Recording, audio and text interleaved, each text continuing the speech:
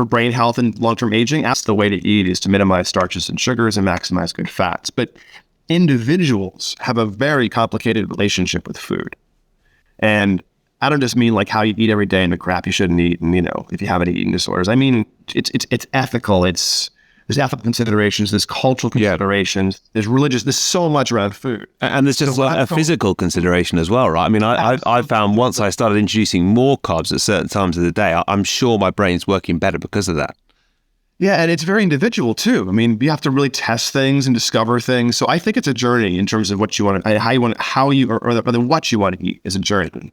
What I tend to focus on for people when I'm coaching is when to eat as one of the biggest control factors you have in helping plasticity, and helping kick on autophagy or self-cleaning of dead tissue, of improving deep sleep, of improving insulin cortisol regulation. About the easiest thing you can do is control the timing of your eating to enhance that stuff. I mean, people talk about meditation and sleep hacking, really important stuff. I mean, sleep's probably the number one thing you have to get straight to help your plasticity and help your general well-being, general potential. But the next thing you can do is just compress your eating a little bit into a slightly shorter window. And you'll allow the system to have more plasticity and more rebound in the other window you aren't eating.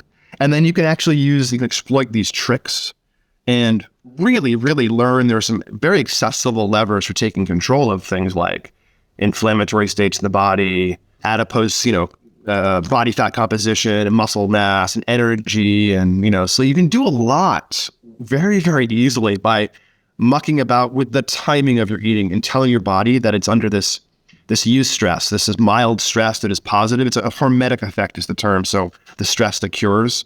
And this is why things like sauna work so profoundly well on reducing the total cause of death, and improving well-being and performance. It's definitely the case of sauna, which is this is a cheap thing. Yeah. I consider sauna one of the first interventions you should probably try to add if you can.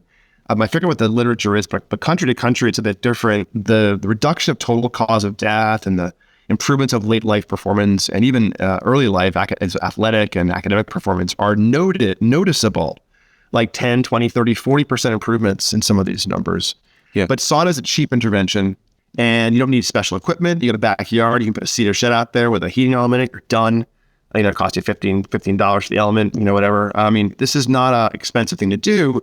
I think we often get a little bit carried away with super high-end biohacking tools. I really do compress your eating, get your sleep on track, get a sauna, and there's some amazing performance you can level up this way.